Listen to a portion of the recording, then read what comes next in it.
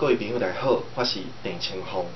我是师范大学台文系硕士班的毕业生，即嘛是前卫出版社的编辑。真欢喜伫网络顶面看到吴国珍老师，或者是咱台语歌谣研究的专家，佮有咱台语广播的天王吴国珍老师，甲我邀请做伙来替咱理工局台语文教基金会的活动来斗宣传。清phong伫遮真感谢嘛，就荣幸的，所以赶紧自拍自翕一段影片来斗乌演，希望大家会当来参加这个活动。这个活动由咱理工局台语文教基金会所举办的，伊叫做有影讲台语，是一个底片评选的活动。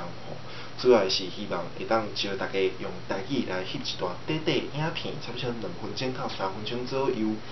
不管你是要介绍你的理念，介绍你的产品，甚至是向大家讲一个故事，甚至是搬一出短的戏，拢会使。主要就是希望会当透过这个活动，鼓励大家来讲台语，共同来为咱台湾文化的传承，共同来打拼，来努力。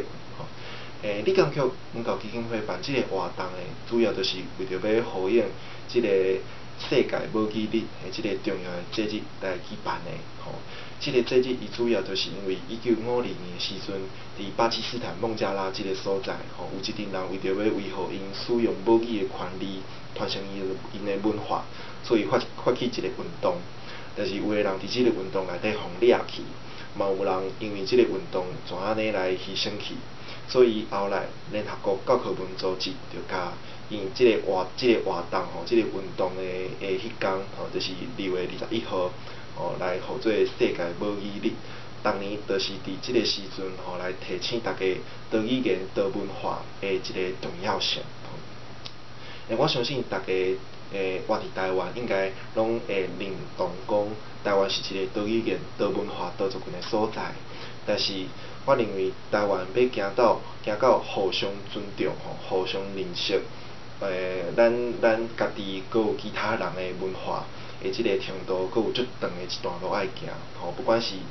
咱河洛人讲台语，或者是客人，或者是原住民的朋友，甚至是新移民遮的家庭咱互相拢爱佮有一个足长的一段路爱行爱行到这个互相理解、互相尊重的这个目标。所以希望理工局台语文教基金会这个活动大家会当踊跃来参加。希望未来不管是你是客人、